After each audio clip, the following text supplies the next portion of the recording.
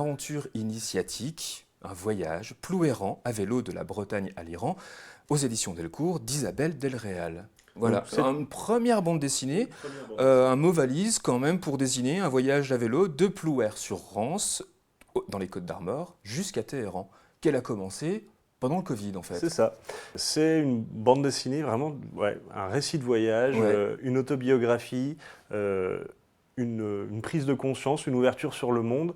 Alors elle l'avait déjà sorti en financement participatif il y a 1 an ou 2, mais là, Delcourt la republie, alors elle a été un petit peu retravaillée. C'est vraiment un récit de voyage assez incroyable. Elle a cette idée folle, alors qu'elle se destine à la magistrature, c'est ça. De partir en vélo. Alors qu'elle n'a jamais fait de vélo, mais toute seule, de la Bretagne alors après, elle a dans l'idée d'aller en Iran, mais elle ne sait pas par où elle va passer. Elle va aller elle va aller en Espagne, elle va aller en Italie. Même sa famille n'y croit pas. Ils se disent qu'au bout de 2-3 semaines, c'est fini. Elle va arrêter. Et elle persévère. Elle continue, malgré toutes les difficultés physiques. Elle y trouve son compte parce que se retrouver toute seule, ça la réjouit. Se confronter à la nature, ça la réjouit. Elle ne trouve pas plus grand bonheur que de dormir toute seule dans les bois. Et en même temps, elle raconte une tonne de rencontres avec des gens divers et variés dans plein de pays différents. Et elle les accueille, alors plus ou moins chaleureux, qu'elle va avoir. Et voilà, c'est un beau récit. Pour le coup, pour une première bande dessinée, je la trouve vraiment très bien fichue.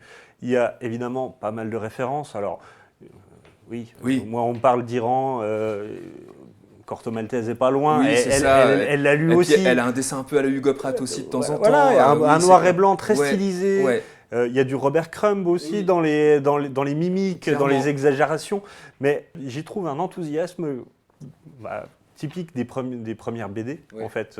Le plaisir de dessiner et de raconter une histoire qu'on trouve intéressante. Et là, je trouve que c'est très communicatif.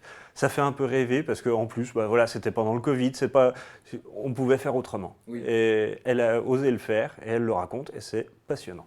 Et c'est drôle. Et c'est drôle. Et en plus, il y a beaucoup d'humour, c'est clair. Et c'est assez culotté quand même parce qu'on se dit, elle va aller quand même jusqu'à Téhéran, mais comment elle passe franchir les montagnes, les cols montagneux, comme les déserts de l'Orient, sans jamais rencontrer finalement des milices armées, des terroristes ou encore la fureur paranoïaque des mollahs d'Iran.